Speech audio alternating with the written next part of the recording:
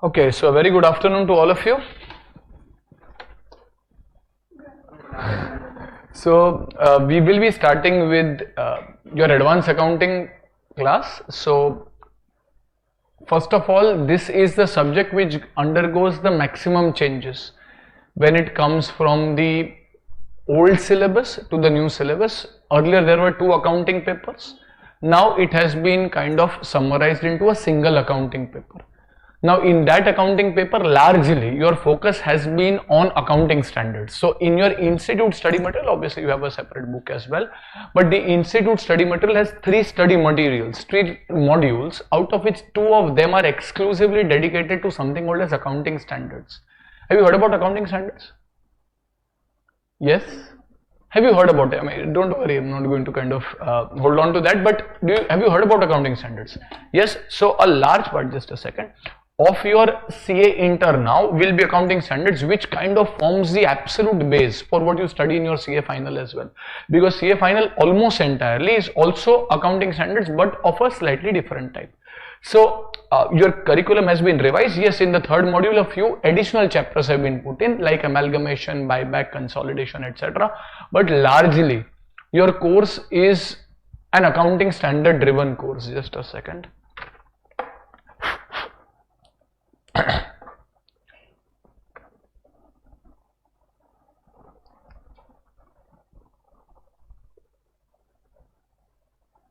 Okay, so largely your course is going to be an accounting standard driven course. So when we look at our overall syllabus, it is now advanced accounting combined as a single paper. A lot of not so relevant chapters have been removed. So your curriculum is significantly reduced from the 200 marks. Chapters like earlier you had departmental accounts, earlier you had single entry, accounting of incomplete records, insurance related, banking related, NBFC related, a lot of chapters, ESOPs, etc., which were not as relevant, which have been removed, and you are now focusing on all the accounting standards and a few other chapters which are linked to specific events like buyback, specific events like internal reconstruction, amalgamation, consolidation, etc., through your branch accounting. So 5 topics have been kept, everything else has been removed. So when we look at our advanced accounting paper, which is a single 100 marks paper, now you will also have MCQs over here. Earlier you did not have MCQs. So in your advanced accounting, you will have accounting standards, AS. There are, to be precise, 27 accounting standards. And these are very important because they form the absolute base for what you do in your articleship as well as your base of financial reporting in your CA final. So it is very important. And then on the other side, you have a few other chapters. So the core chapters. Now within these chapters, you have five chapters, to be precise. You will have buyback, which is a fairly easy topic. You will have internal reconstruction, internal reco. You will have amalgamation. You will have consolidation. Apart from that, your chapters will include items like preparation of financial accounts or final accounts. So how do you prepare company accounts, etc. That will be done over here. So preparation of final accounts is covered, which I would not really put a lot of weight on. It is just kind of a stepping stone to prepare consolidated balance sheets, amalgamated balance sheets, etc. And the only section in your entire syllabus which is not linked largely to standards or company accounts is branch accounting. Other than that, everything is either linked to AS or linked to these chapters. We have not yet seen a full-fledged paper, and hence to identify the actual weight is a little difficult. But in my opinion, 60% of your paper will come from here and close to 40% of your paper will come from here. Having said that, it can be 50-50 as well, 60-40 as well, but largely this will be your weightage. All 27 standards put together will account for around 60% of your paper and 40% will be accounted for by the various chapters. Okay? So what we will do is we will first start with the accounting standards. Okay, now before that I'll just give you a very quick introduction about myself and then we will kind of proceed further into the standards, applicability, etc. to start with. So myself, Bhavik, I've been kind of teaching since more than a decade. I completed my CA with a rank in my CA final, and then I also did my CS as well as CFA. Apart from that, I used to work in Morgan Stanley in their investment banking team, then going on to JM Financial. All throughout I used to teach. I've taught when I was in early college. So from my 11th standard, I used to always teach continuously. I've taught kids from 3rd standard all the way to qualified people like you. So teaching is something that I really love, and I really hope that we have a good experience together. Okay. So apart from teaching, I do love swimming a lot, and I've kind of managed to swim in open waters, that is oceans, rivers, etc. So kind of earlier I used to swim in the pool, but as age catches on, you are not as fast on the pool, so you need to go to the open waters.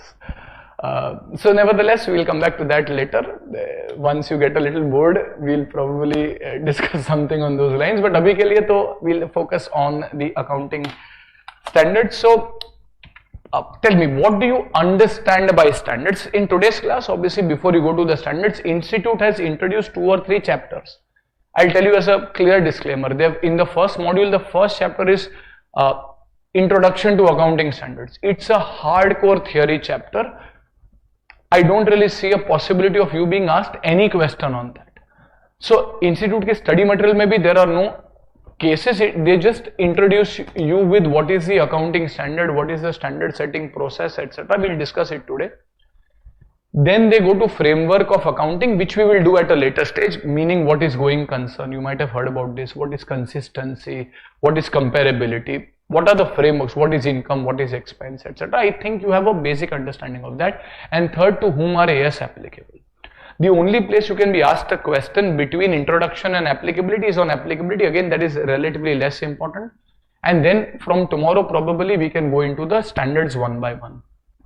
Okay. But I need some of your help. I need some of your support. What do you understand by accounting standards? And why do you need standards? In your own words, in your own way. Why do we need, what do you mean by accounting standards? Rules to be followed. Perfect. So these are rules, treatments, procedures for specified accounting treatments. Why do you need such a standardization in the first place? Very nice. It will help in consistency. One of the biggest advantages of that would be consistency. Like for example, if you have money, if you are an investor and you want to invest in, let us say, a biscuit company, let us say Parle, or another biscuit company, let's say Britannia. Now both of them are showcasing their profits, their performance. Parle showcases a profit of 200 crores, Britannia showcases a profit of 150 crores. Which is a better company? Parle, for example, seems to be a better company. It has a higher level of profit. However, how is that profit calculated? What are the rules that have gone in the profit? Because you can actually manipulate, like you might have heard about FIFO, LIFO. Have you heard about this? So if I use FIFO as a measure to find my inventory, FIFO is first in, first out. You might not have done this, but India is an inflationary economy. If you are aware of what inflation is, prices keep on going up. So if I follow FIFO, my closing stock will have the highest value, because closing stock will comprise of the latest goods, which are the most expensive goods, and higher the closing stock, higher the profit. But if I follow LIFO, it's a different story. It may not be permitted, or if it is permitted, whatever, but that is because some rule has told you not to do that. If I follow LIFO, last in, first out. Last in means the oldest inventory items are put in your closing stock. Now these oldest inventory items might be the cheapest ones, and hence closing stock will be less. If closing stock is lower, profit is also lower. So one might say, "Arey, Parle is a better company." Arey, but what are the rules that they have followed? Are the rules uniform? No, they are not. And hence, to say that one company is better than the other, well, that is not appropriate. And hence, we need standardization. We need to tell the companies that, well, you know what, these are the only things that you can follow. Not just you, every other company is going to follow that. And as a result, there is a better comparison, which is possible, because ultimately आप इतना पढ़ाई कर रहे हो, आप कहाँ पे पहुंचे? आपने start किया bookkeeping से. From bookkeeping, you went on to accounting, to advanced accounting, and then when you go to final CA, you do something called as financial reporting on how things will appear in your final annual report, etc., which goes out to investors. Now that is very important, because आप Shark Tank वगैरह देखे, so when you see, आपने reel देखा रहेगा उसका छोटा मोटा, when you see that they are asked about what is the revenue, what is this, ये सब ही तो आपके कंपनी का बैरोमीटर होता है. How do you measure these items? उसके बेसिस पे तो इन्वेस्टमेंट जाता है. And hence, if you kind of tweak around this, you can probably show a higher revenue, higher asset, higher profit. But then I need consistency. And hence is the need to have standardization. And hence the need for accounting standards. Are we clear with this? Institute has a lot of things to ask. They're just introducing you with what is accounting standards in the first chapter. Who sets the accounting standards according to you? Who will set? Sorry? Our beloved ICI. So it is the Institute of Chartered Accountants who is responsible for the standard setting process. They have a committee called as the Accounting Standards Board, ASB, who is responsible of drafting the standards. So they just explain what the standard setting process etc. is. I don't really put a lot of weight behind that from an exam perspective, but from an understanding angle, you should be aware. So what ICAI does is, it has an accounting standards board. It first identifies areas which need standardization. For example, as we speak today, there's no accounting standard on cryptocurrency. Because earlier, more than 2 or 3 or 4 years back, there were not enough people, enough companies, enough issue in crypto, right? But now we have identified an area. Yeah, how should I account for cryptocurrency? Should it be shown as similar to cash? Should it be shown like an investment? Should it be shown like an inventory? How should I show it? Different companies will account it differently, and hence we have identified an area.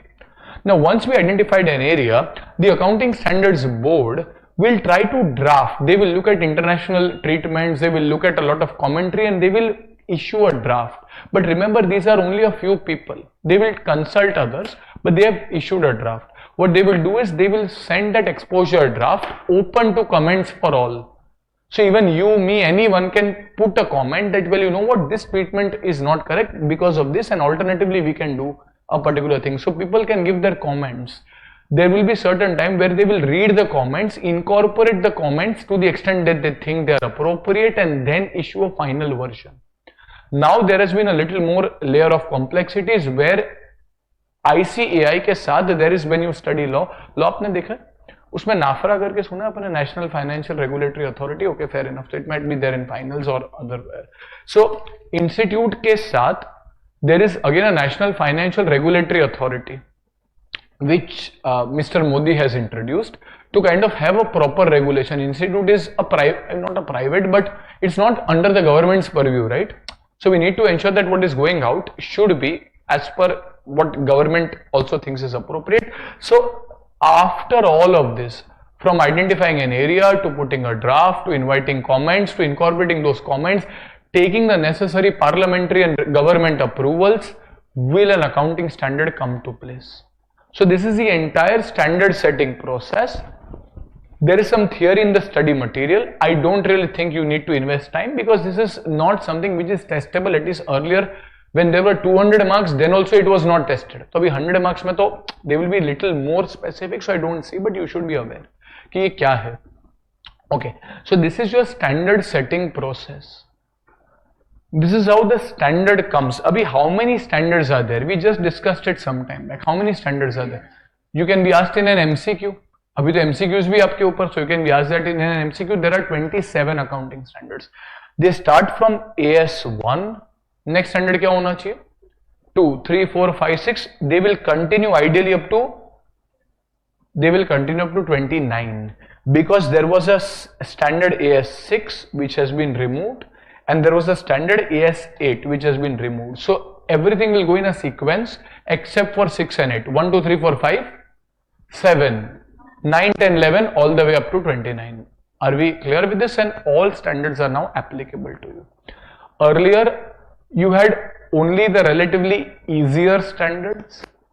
Now even the complex ones like employee benefits, associate accounting, joint venture accounting, everything has been added. So a few topics have been removed, but all topics regarding accounting standards, all 29, in the sense 27, all up to AS29 are now applicable to you. Are we clear with this? Okay, so we will study all of these standards. So we have first discussed what is the standard setting process. Then we have said what are the accounting standards. Once we do a few standards, you will get an understanding what they try to mean. अभी के लिए आपको सिर्फ एक overall bird's eye view मिल रहा है. Now, to whom should these standards become applicable? Will it become applicable to all companies? Will it become applicable? To whom should it become applicable? Now there are various entities. A large part of your CA foundation or maybe 12th standard had gone in preparation of accounts for an individual, जो आप sole proprietor बोलते हो, or maybe recently partnership firm. Have you studied about the Indian Partnership Act in your CA foundation? Does Indian Partnership Act mandatorily require an audit to be conducted? No. Does the Indian Companies Act mandatorily require an audit to be conducted? Yes. Remember, auditing accounts is mandatory as per Companies Act. It is not mandatory as per the Partnership Act. There is no act for a sole proprietor or a Hindu undivided family, etc. But if they want, they can get an audit done. But audit is not mandatory. Again, when you study Companies Act, you will be told in accounting that Companies Act mandatorily tells you that your accounting has to happen as per accrual. Accrual समझते हैं अपन? Mercantile system of accounting. Record expenses as and when they are incurred, record incomes as and when they are earned. Not necessarily when they are received, not necessarily when they are paid. Are we clear with this? Companies Act mandatorily requires you to follow a mercantile system of accounting, not a cash system of accounting. Are we clear with this? Did Partnership Act tell you any of this? Can a partnership firm follow accrual? Yes. Can a partnership firm also follow cash system? Yes. Same is the case with sole proprietor. So, accounting standards are mandatory for all companies. All companies, because the Companies Act mandatorily requires an audit to be conducted, and the Companies Act mandatorily tells you, as per section 129 and section 133 of the Companies Act, it mandatorily tells you that the accounts have to be prepared as per the manner prescribed, as per the rules prescribed, and the rules prescribe every company to follow accounting standards. Are we clear with this? So when I look at the applicability of these accounting standards to a corporate entity, do you understand a corporate entity? For example, a company. To a corporate entity, is accounting standards applicable? Yes or no? थोड़ा कल से खा के आने का, बराबर से answer देने का. Is it applicable? Yes. Okay. For other non-corporate entities, like partnership firm, like sole proprietors, etc., is it mandatory? No. However, is it prohibited? No. If I want to, I can follow. However, there is no compulsion that I have to follow. Now, going forward from your CA Inter all the way to your CA Final, Institute really grooms you for company level accounting. Why? Because when you will be employed, largely, you will not do death retirement of partner largely. You are ideally going to be employed in a corporate where you are largely going to handle company related accounts. So, इसके आगे अपने वो death partner admission वगैरह कर दिया, but generally वो इतना employment purpose के लिए हेल्पफुल नहीं होता. So for non corporate entities it is optional. Sir optional बोले तो is it necessary? Well, for an understanding perspective, if there is a partnership firm which requires accounts to be audited, CA का जो attest function होता है समझता, if a CA has to attest on those accounts, even if it is a partnership firm, even if it's a sole proprietor, then their accounts has to be as per accounting standards, because Institute of Chartered Accountants tells the chartered accountants that if you are discharging your audit functions, accounts have to be proper, and they are proper if accounting standards are followed. फिर भले partnership act नहीं बोलता है, but you cannot give your comment on someone's accounts unless you have a framework to give that comment. How will you give the comment? Like, I think in CA foundation you must have studied about LIFO. Is LIFO allowed? No, LIFO is not allowed. But for a partnership firm, does accounting standard apply? So can partnership firm, if it wants to follow LIFO, but then how will a CA certify? If a CA is called to certify, he will say, नहीं यार ये तो treatment LIFO तो permitted ही नहीं है. But partnership firm says my law, then you follow your law. I cannot tell you that your accounts are proper because my body tells me that these are the appropriate treatments. Are yes or no? And as a result, if a partnership firm wants its accounts to be audited for whatever reason, then it has to follow AS. But a company has no choice in that. A company has to get its accounts audited. And hence company has to follow AS because the law tells the accounts have to be audited. Are we clear? Sir, why would a partnership firm want it? Well, there may be various reasons. It might want to submit, it may want to submit for a particular tender. Maybe there's a tender to build a bridge, a highway. The government says, no, I am not going to, I will give tender to only those people who have good financial strength. I have a partnership firm, I have good financial strength. But I will not be able to submit the tender unless someone certifies that what is given is correct. So I will say, bhale main partnership firm hu, I will follow accounting standards, get a certificate and submit a tender, submit my application for the bid. So there may be various practical reasons, or I might want a bank loan. Bank might say, no, I am not going to give you a loan based on your financials. You first go and get yourself audited. Let me have comfort with your numbers and then I will give you a loan. I might need an audit. So why someone needs an audit is beyond the scope of our curriculum. But if someone needs an audit, then they will have to follow accounting standards. A company always needs an audit, and hence a company will always have to follow accounting standards. Are we clear with this? Any problems till this stage? Okay. Now, before we proceed further, Institute has incorporated that in your new study material, just for your knowledge. Now, earlier, if you are aware, there was something called as service tax, VAT. Have you heard about this? Now, is service tax still there?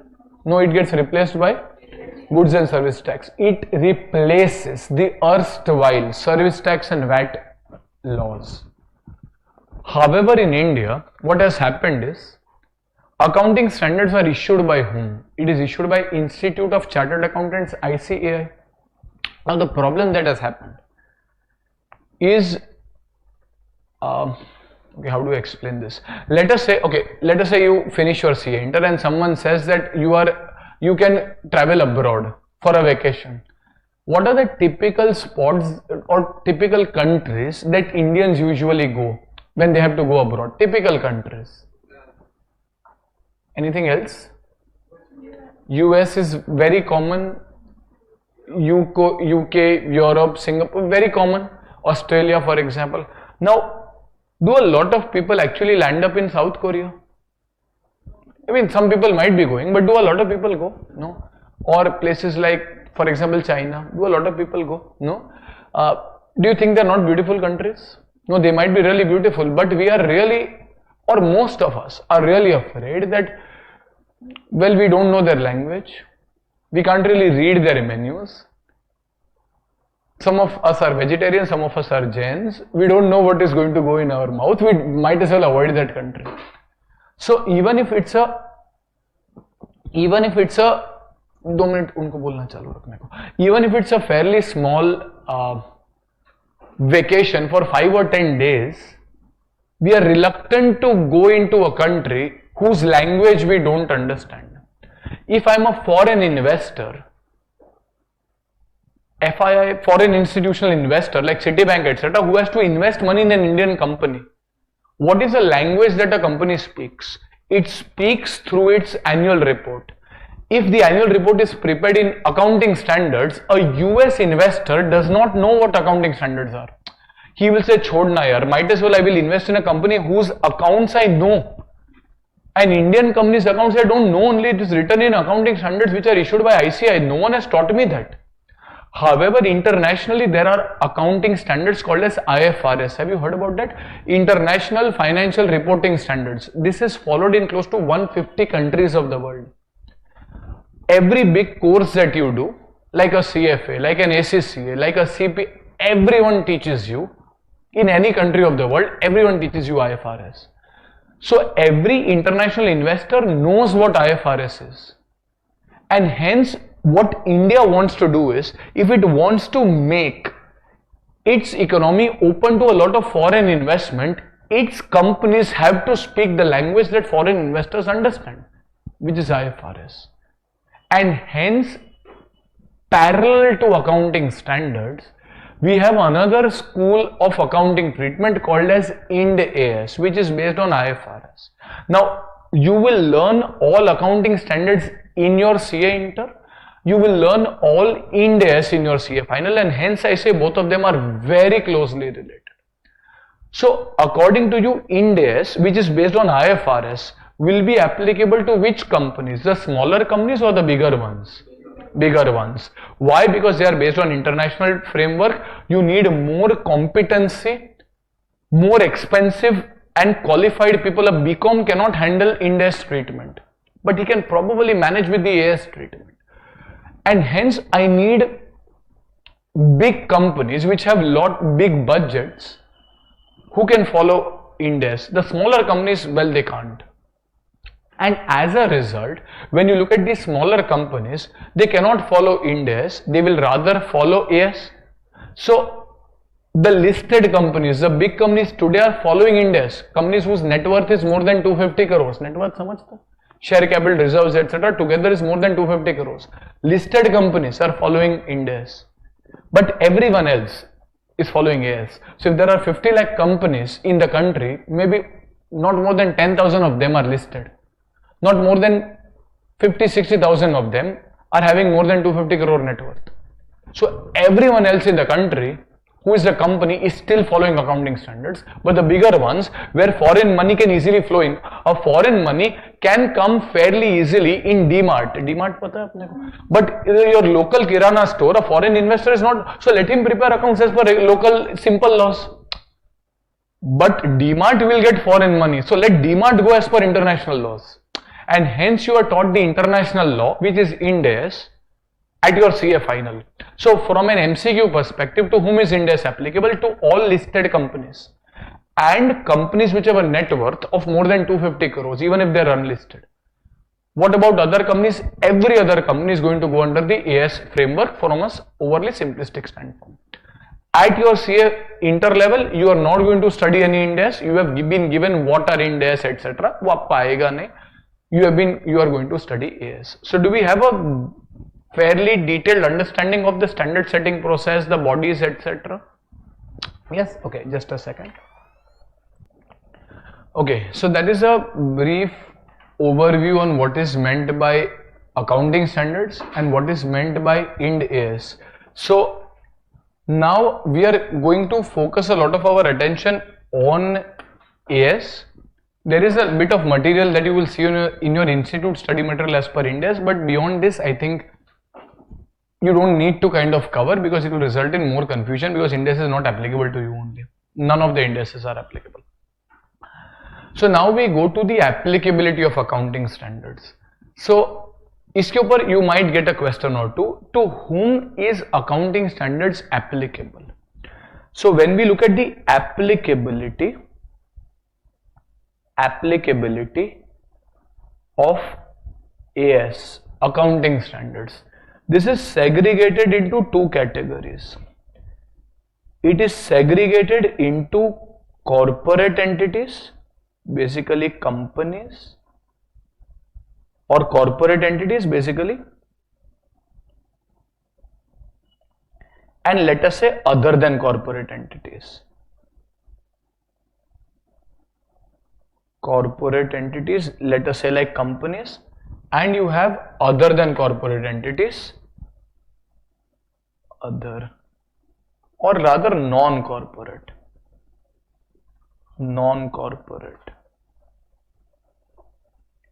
like a partnership firm, etc.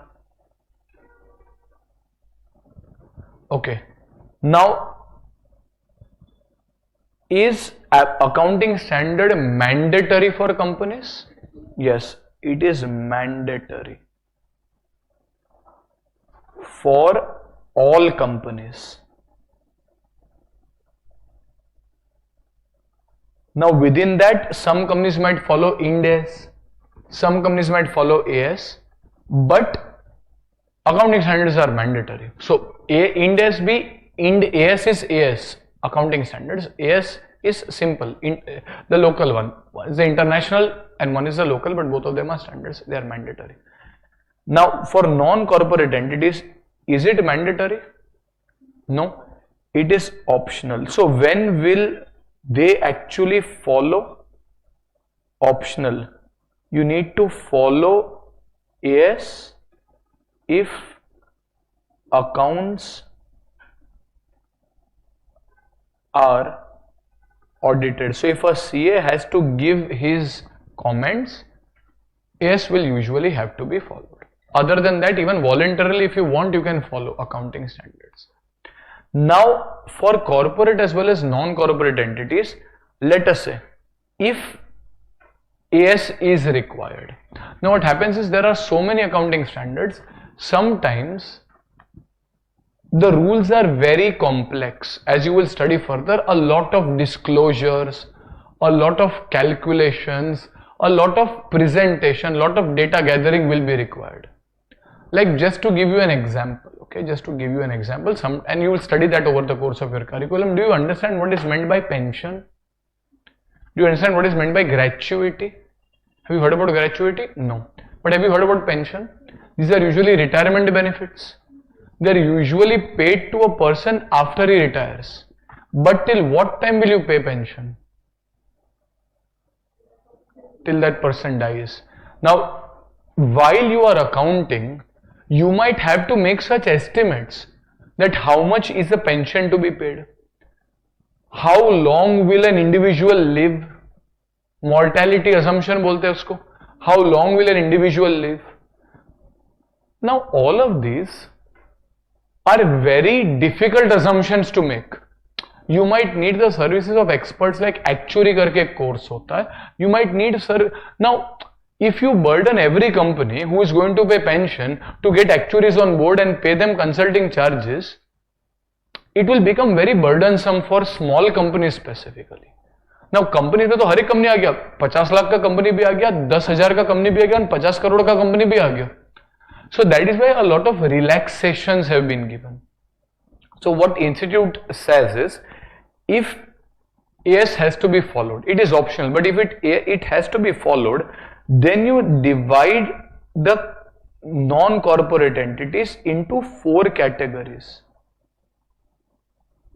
You divide them into 4 categories. Level 1, obviously उसके बाद क्या रहेगा?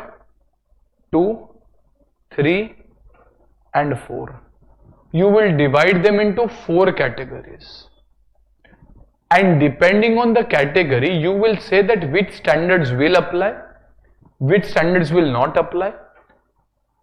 And there are certain places where in a standard certain things will be exempted. कि ठीक है ये मत करो. Right?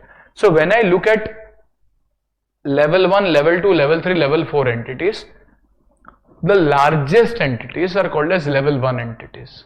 How do you figure out whether an entity is large? Are there any factors that you can look at?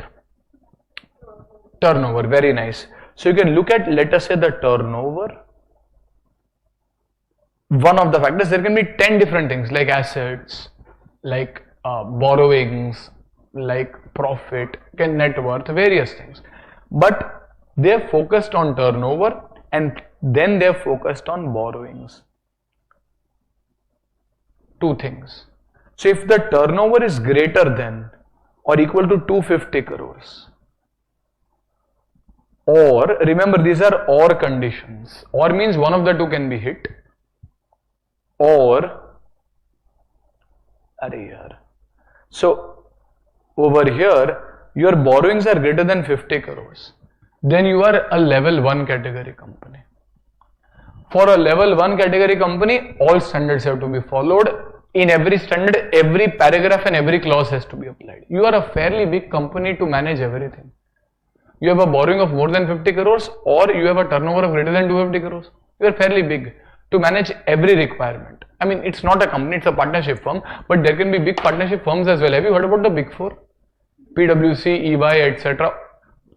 If you have done audit, you know that audit can be done only by a partnership firm. So you think these big 4s are very small partnership firms? No, they are huge. they will easily have a turnover of greater than 250 crores. Being a partnership firm, तो ऐसा नहीं सोचते कि partnership firm का थोड़ी ना इतना होता है, हो सकता है. A partnership firm can very well have a turnover of greater than 250 crores. So if I'm a fairly big partnership firm, well, my turnover may be greater than 250 crores. If I need to get my accounts audited, I'm a level 1 category company, I will have to comply with every requirement. Are we clear with this? Acha, in level 2, do you think the limits will increase or they will reduce? Reduce. Here the limit is 50. Here the limit is 10. So turnover of greater than 50 but less than 250. Borrowings of greater than or equal to 10 but less than 50. Acha, going forward, if I have to go to level 3, will the limits increase or decrease? Decrease. This will be 10 and this will be 2. So basically, abhi itna sara, and logically what will be level 4? How will you define level 4? If an entity is not 1 to 3, then it is 4, it's a residual balancing figure. If I am a company which is not meeting any of these categories, then that means automatically I go in level 4. I don't need to define. So if my borrowings are less than 2 crores and if my turnover is less than 10 crores, strictly speaking, I will be a level 4 entity.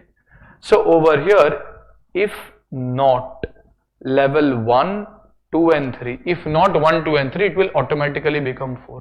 So what is the significance of this? Acha, if it's a level 1 entity, all AS need to be followed. All the AS need to be followed.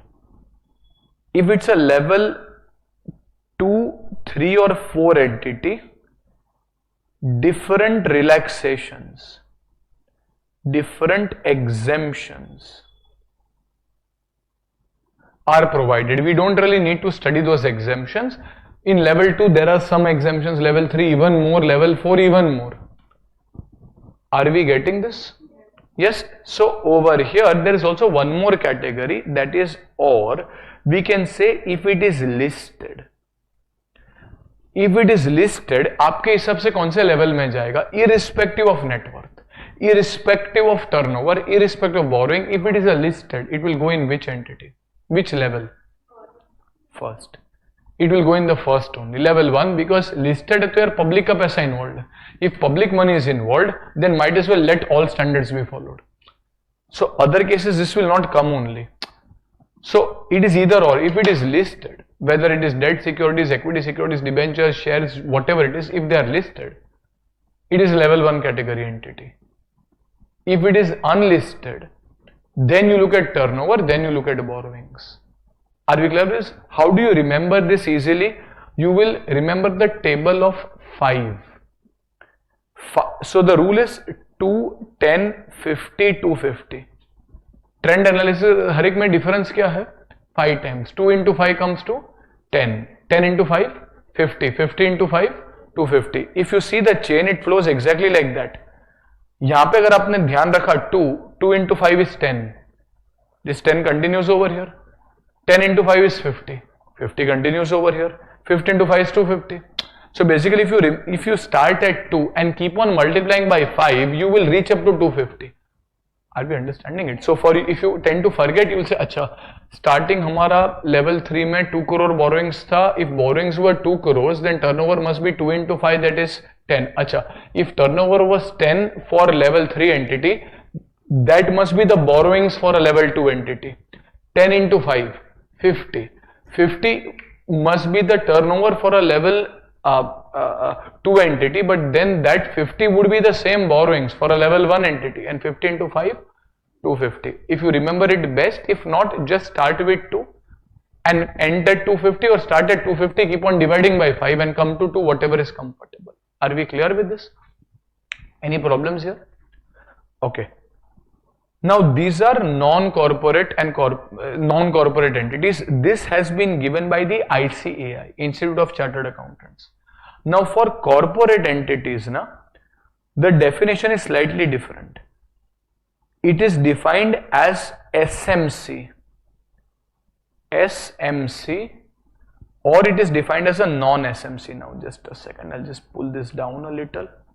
So let us say for a non-corporate entity we have studied, but for a corporate entity the division will be, if you are a non-SMC, SMC is a small or medium corporation, non-SMC is a corporation which is not a small or medium corporation. So when will an entity be an SMC? When will it be not an SMC? Non-SMC. Acha, SMC is over here your turnover less than 250 crores or and borrowings of less than 50 crores and unlisted. Do you understand this? Basically, none of the level 1 criteria should be fulfilled. Non-SMC is basically level 1. They have different words, but अभी MCQ है तो आपको पता होना चाहिए. MCQ में पूछ लिया तो क्या करेगा? So over here, non-SMC is basically simply put in, it is level 1, but then it is not called as level 1, 2, etc.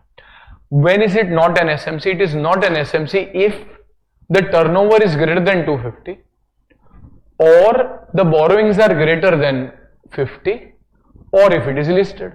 अगर तीनों में से एक भी हिट हो गया तो नॉन एसएमसी हो गया. Are we getting this? If it is तो यहां पे 2, 3, 4 करके कुछ भी नहीं है. All of them it is either an SMC or it is not an SMC. Over here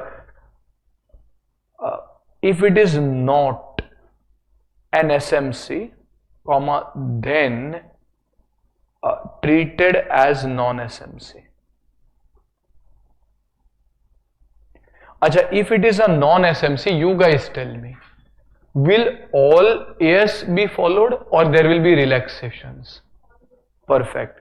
All AS to be followed. But if it is an SMC, you guys tell me, will all AS be followed? There will be some exemptions or relaxations which will be available.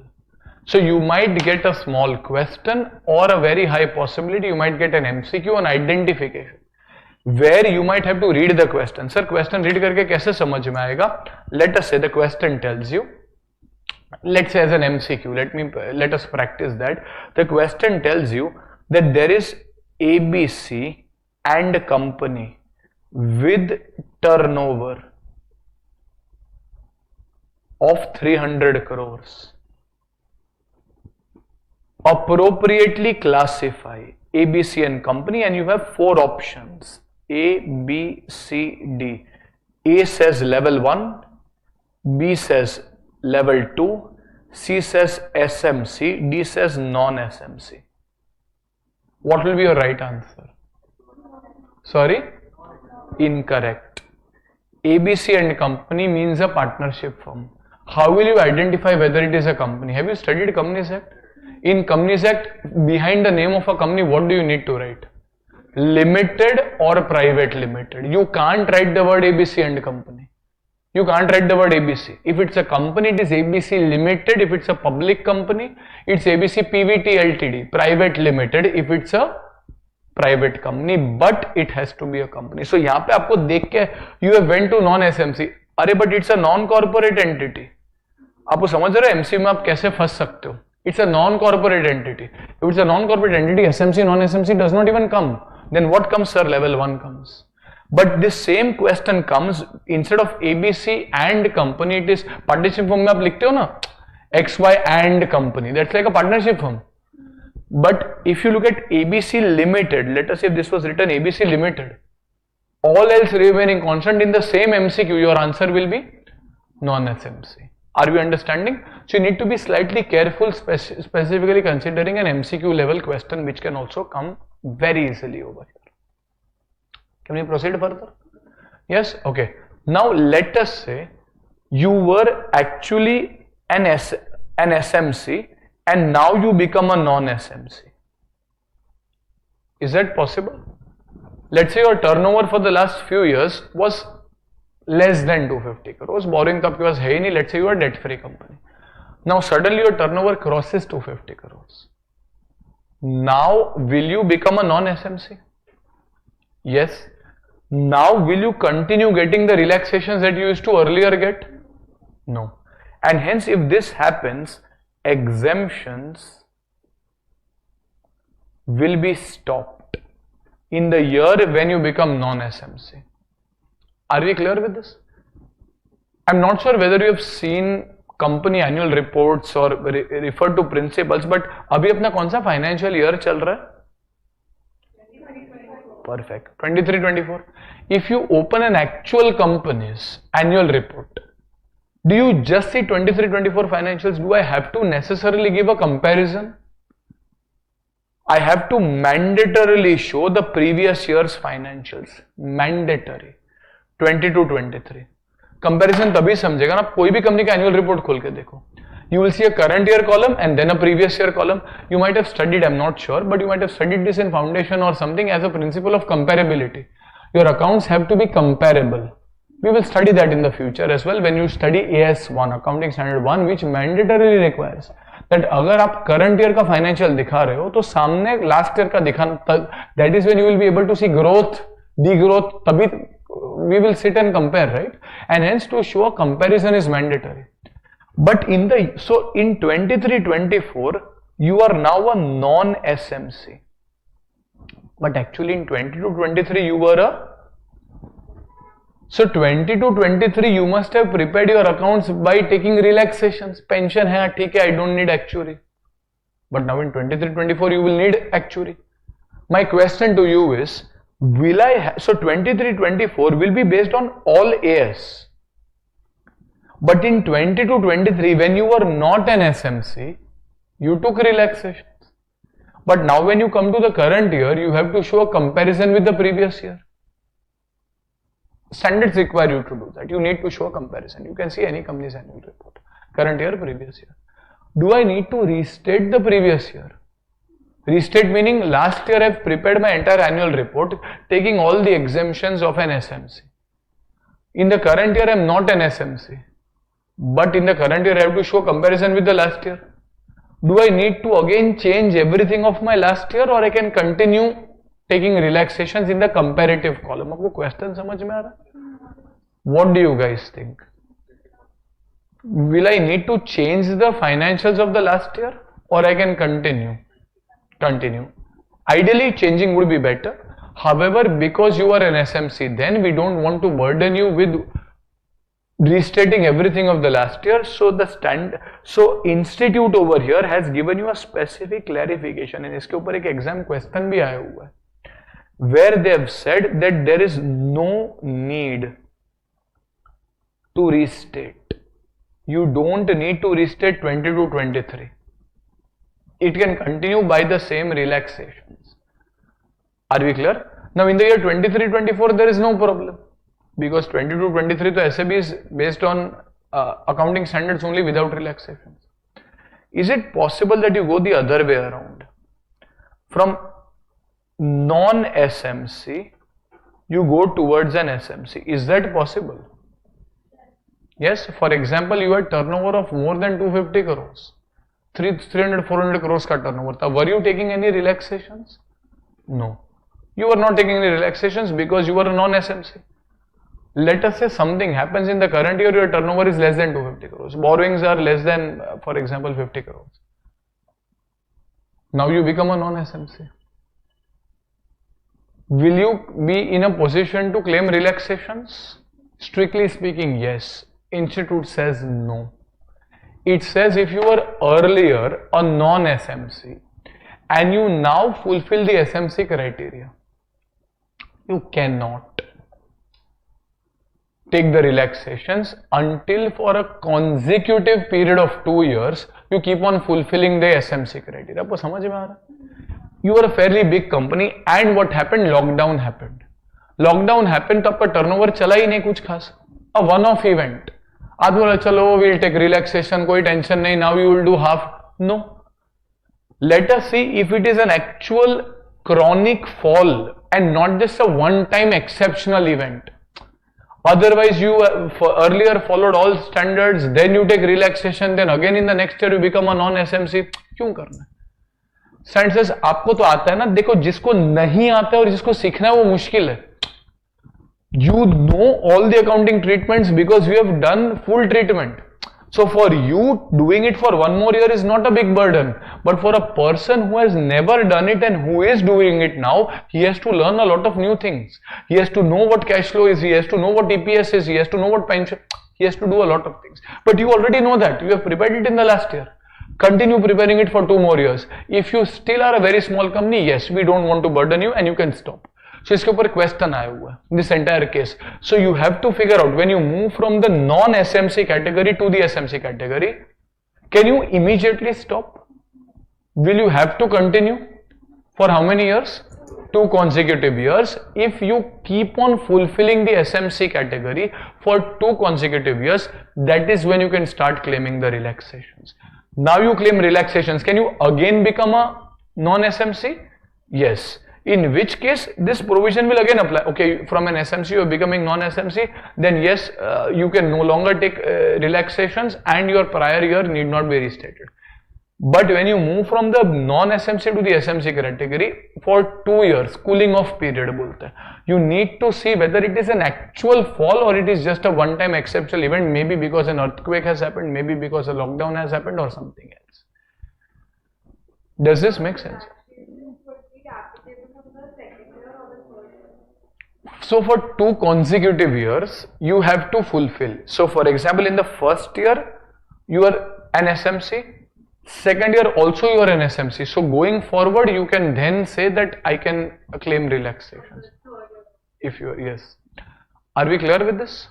Yes? Okay. So over here, if we just refer all that we have studied, I mean, I've kind of made a few charts, but just a second. If we, these are questions.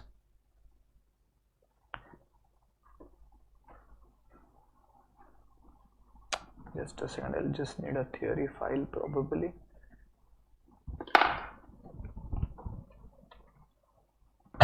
Okay, so we'll just go to the notes. We'll do a quick recap of all we have kind of studied.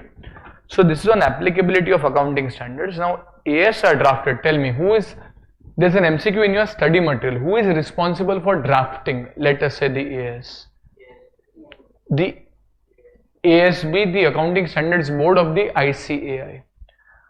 Who is responsible for drafting IFRS? We don't have to study that, but there's an International Accounting Standards Board, IASB, who is responsible for doing that.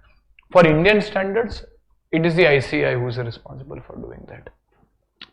AS are drafted by Accounting Standards Board of the ICAI and are notified by the Ministry of Company Affairs, MCA. Application of standards for corporate entity, as we said, it was mandatory. For non-corporate entities, it was optional. Why is it mandatory? Section 129 read with Section 133 of the Companies Act requires that all specified companies follow accounting standards. In case a firm decides to get its accounts audited by a CA, then it will need to prepare its financial statements as per AS. So it is optional to that extent. Companies Act segregates the companies into 2 categories. Acha, 4 categories tha na? 4 categories was for non-corporate. Companies Act is corporate and corporate is 2 categories. Which were the 2 categories? SMC, non-SMC. Based on their size, that is a small and medium corporation. Conditions are that it should not be listed and revenue should be less than 250 crores during the immediately preceding year. Loans should be less than or equal to 50 crores and it should not be a parent or a subsidiary of a non-SMC. You will study this later probably, but when you even study law, there is a definition of a private company and public company. Public company, among other things, is defined that if I am a private company who is a subsidiary of public company, I am still treated as public. In a similar way, if I am a small company, however, I am a subsidiary of Tata Steel Limited. Now, Tata Steel is listed, it has turnover of more than 250 crores. Tata Steel might have a subsidiary, which is smaller. But because it is a subsidiary of a non-SMC, it's a subsidiary of Tata Steel, then I will also be treated as a non-SMC. कुछ समझ में आ रहा? So, if I am Tata Steel Limited, this is listed. It has turnover of greater than 250 crores. Now, Tata Steel Limited has a subsidiary S1. Now, S1 is not listed. S1 is a turnover less than 250, S1 has borrowings of less than 50. So strictly speaking, S1 is what? SMC or non-SMC? SMC. However, it is a subsidiary. You understand what is a subsidiary? Subsidiary is holding more than 51% stake by a single company. It's a subsidiary of Tata Steel, which is not an SMC. So if Tata Steel is not an SMC, its subsidiary is also not an SMC. Are barabar kya nahi? So this is point 4. And what is non-SMC? Negative definition. If an entity does not fulfill the conditions of an SMC, it becomes a non-SMC. If an entity does not meet the conditions of being classified as an SMC, it will be treated as a non-SMC. Are we clear with this?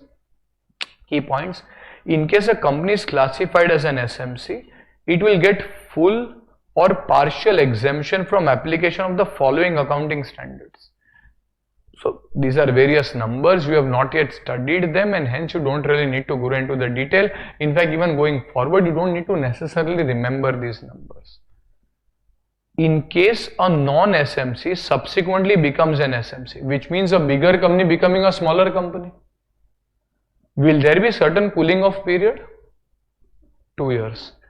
It will not be entitled to the above exemption or relaxation unless the company remains an SMC for 2 consecutive years. Barabar? IC has also classified non-corporate entities into 4 levels for granting exemption relaxation from the application of certain AS as above. Acha, before you turn your page, you tell me level 1 में तो listed होना चाहिए. Or tell me what was the turnover limit in level 1? 250. Borrowings 50. Level 2 50 turnover, borrowings 10. Level 3 10 at turnover, 2 at borrowings. And level 4, if it is not meeting the other criteria, it is level 4. But when we look at level 4 category, strictly speaking, it has to have a turnover of less than 10 crores and a borrowing of less than 2 crores. Barabar? Okay. So non-corporate entities, level 1, 2, 3 and 4.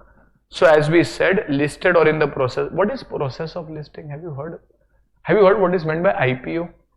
Initial public offer. Companies who are in the process of IPO are in the process of listing. Companies who have already listed are listed. Yes. Okay. Or revenue of 250, loans at 50, parent or subsidiary. Similarly, revenue of 50 to 250, 10 to 50. I hope you are clear with this. The rules being 2, 10, 50, 250. There is a common divisor or common multiple of 5 at every level. Barabar? Into 5 or divided by 5. Key points: the guidance under Companies Act will override the guidance given by ICAI, and hence level 1 to 3 classification or 4 as a case maybe does not apply to companies.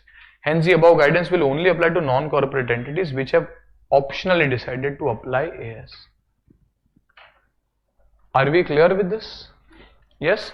Okay. You can just write down a short note on what is Ind AS. Short note on what is Ind AS.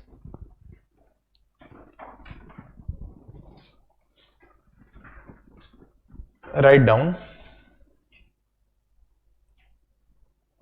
Ind AS is based on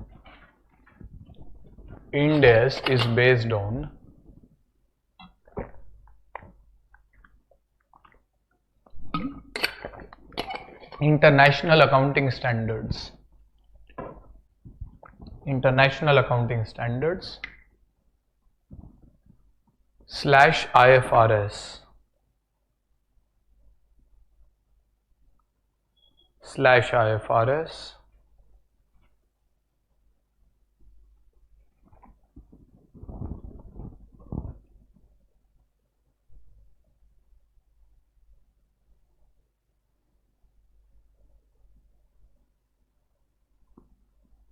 which are issued by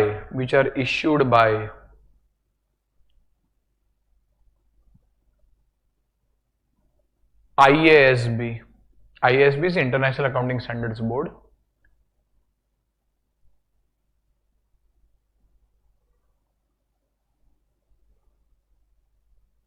IASB.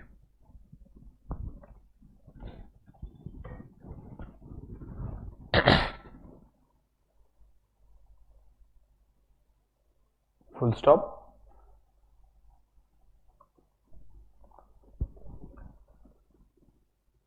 Currently, these are applicable. Currently, these are applicable.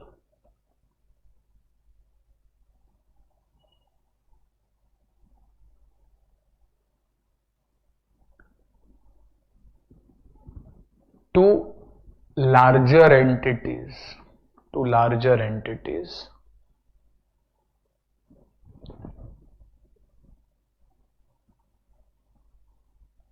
Which are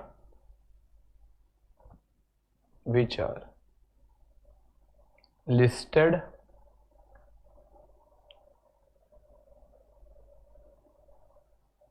or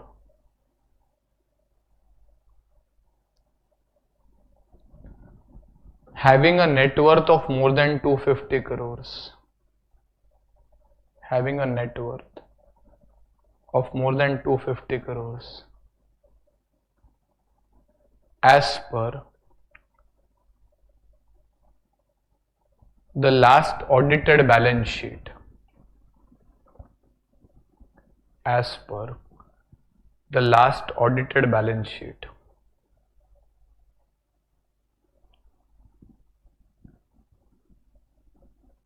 Full stop. Ind AS would be covered at final CA.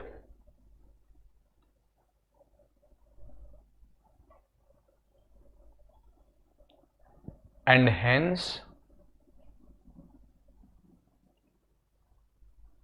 not relevant at CA Inter.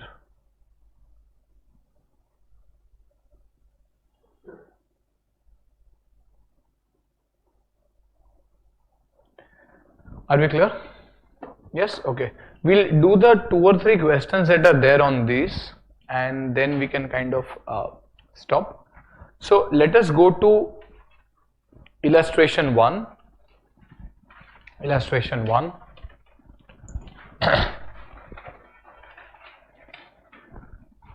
Okay, XYZ with a turnover of 50 crores. अच्छा क्या लिखा हुआ है आगे देखो, XYZ limited. So you have to first take that clearly in your mind on whether the question is that of a corporate entity or a non-corporate entity.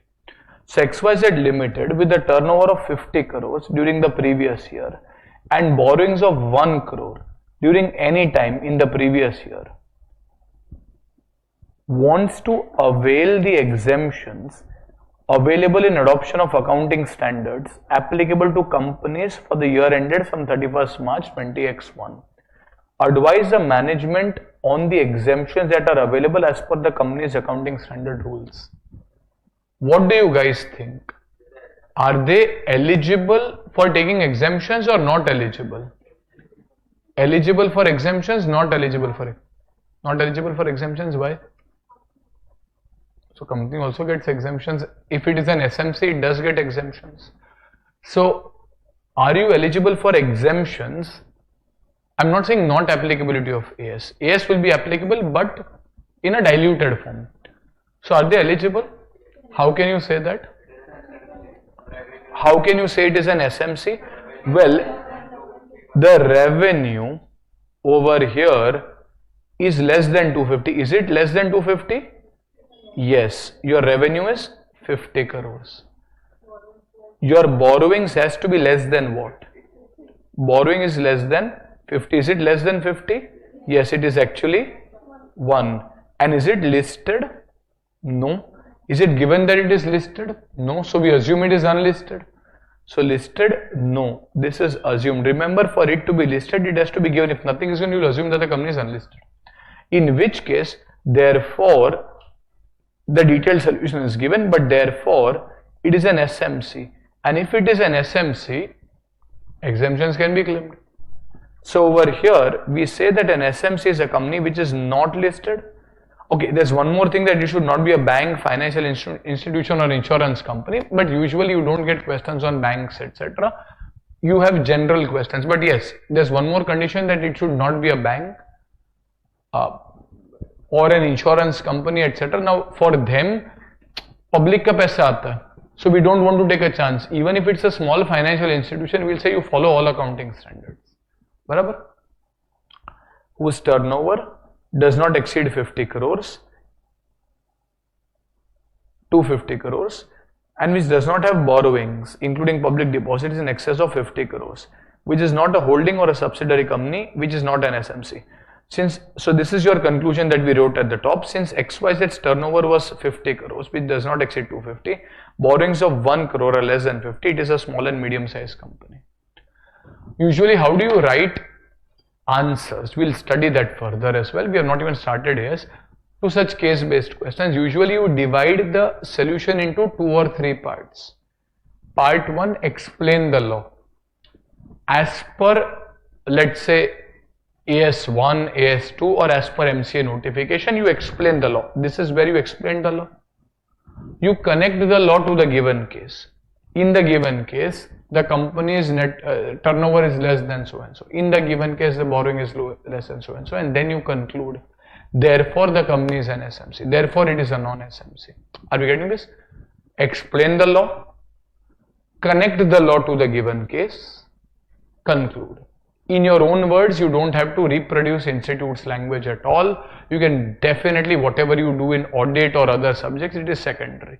In your accounting, you can very well use your own language as long as you are communicating the essence properly. Barabar? Okay. Next, you have illustration number 2. A company was classified as a non-SMC in 2011-2012. In 2012-2013, it has been classified as an SMC. The management decides to avail the exemptions or relaxations available for SMCs in the year 12-13. However, the accountant of the company does not agree with the same. Comment. What do you think? Who is correct? The accountant is correct or the management is correct? But you are an SMC, right? 2 years. You have to ensure that you meet the SMC thresholds for 2 years before you start claiming relaxations. Here, the very next year, there's just 1 year which has gone by, right? So, as per company's rules, an existing company which was previously not an SMC and subsequently becomes an SMC should be qualified for exemptions or relaxations in respect of accounting standards, should not be qualified for exemption or relaxation of accounting standards available until the company remains an SMC for 2 consecutive accounting periods. So this is where you have explained the law. You have said this is the law. Therefore, the management of the company cannot avail the exemptions or relaxations available in the year 2012-13.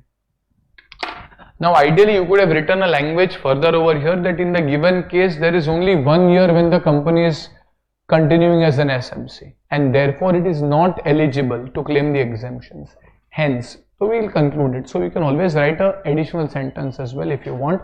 You are connecting the law to the given case. Barabar? Achha, now there was one more thing which we did not really discuss at length. Is it possible that there are certain organizations which are run with a not-for-profit purpose, charitable organizations, etc.? Will accounting standards apply even to charitable organizations who are, let us say, companies? They can be companies as well. Like you might have studied about companies limited by guarantee, etc. Like ISKCON, for example. So maybe a charitable institution, a religious institution, maybe a company. So if I am a company with charitable, not-for-profit objective, will accounting standards apply? Will accounting standards apply? Remember, AS are largely given for companies which have a commercial objective. They are industrial, business or commercial operations. For not-for-profit, आपने NPO वगैरह पढ़ा है? For not-for-profit organizations, etc., we don't really put them into this grind of accounting standards. Are we getting this? However, is it possible that there is a not-for-profit organization, but it is running some commercial activities?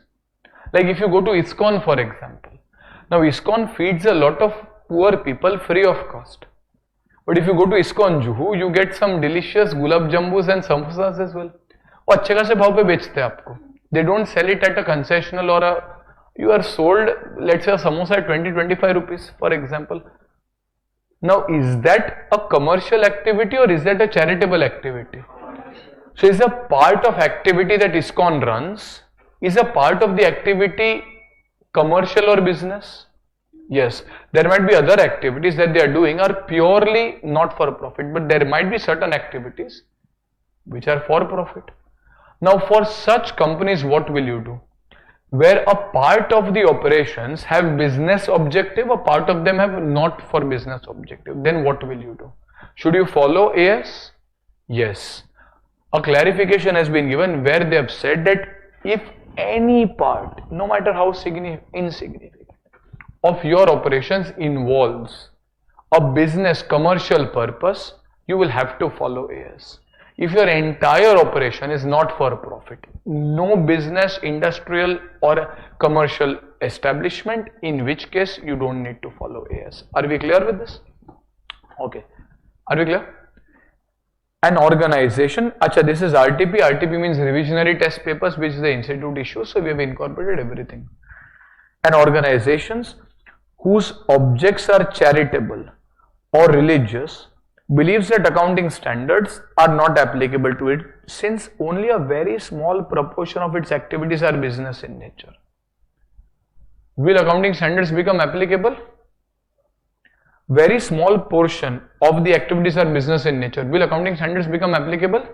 Yes, accounting standards are still going to be applicable irrespective, because even if it's a small part, it is covered under your commercial objectives. So if you go to see, accounting standards apply in respect of any enterprise, whether it is organized in corporate, cooperative, which is engaged in commercial, industrial or business activities. Whether or not for profit, even if established for charitable or religious purpose, basically there has to be some commercial, industrial or business activities. ISKCON may have some, and hence if it meets certain thresholds, it will also have to follow. Accounting standards, however, do not apply to enterprises solely carrying on activities which are not commercial, industrial or business in nature. Are you a company, in question number 3, who is solely charitable or religious? No. You have some business. For example, you just collect donations and give them to flood affected people, in which case you are not doing any business, industrial or commercial activity. Exclusion of an enterprise from the applicability of AS would be permissible only if no part of the activity of such enterprise is commercial, industrial or business. Even if a very small portion of the activities of an enterprise are considered to be commercial or industrial or business, the AS would apply, accounting standards would apply to all activities, including those which are not commercial or business in nature. Are we clear with this? So the 3 things on which questions can be asked are the limits. So we did one question on limits. A similar question is also probably there in the homework section. Another section where questions can be asked is transition from SMC to non-SMC or vice versa. And third is probably the applicability of AS to charitable or commercial organizations. Are we clear with this? We'll just kind of review this homework question here only since we have some time. Let us say you just review this. A company with a turnover of 225 crores and a company. Most questions you will get on companies only. Yes, you might get non-corporate, so we have done that. But most questions will come on companies. They will not come on Indias. They will not come on non-corporate. They will come on companies who AS is followed. A company with a turnover of 225 and a borrowing of 51 crores during the year ended 31st March 21 wants to avail the exemptions available for adopting AS. Advise the management on the exemptions. Is that possible? 5 minutes. Is that possible? Possible or not? Not possible. Why is it not possible? Borrowings is a crore more. So ideally it has to be 50 or above. Here we have 51, and hence is it an SMC or non-SMC? Non-SMC, and therefore no exemptions are available. If it is not an SMC, no exemptions are available. Are we clear with this? Yes, can we proceed? Yes, okay. So we'll stop for the day. From tomorrow we will be starting with accounting standards. I've given you a brief theory based discussion. If required, we'll give you notes as well for introduction part, but I don't really think you need to put a lot of weight behind that. Applicability to the extent required we have studied, and then from accounting standards you have to do a detailed review. Any problems? Okay, perfect. We'll stop for the day then.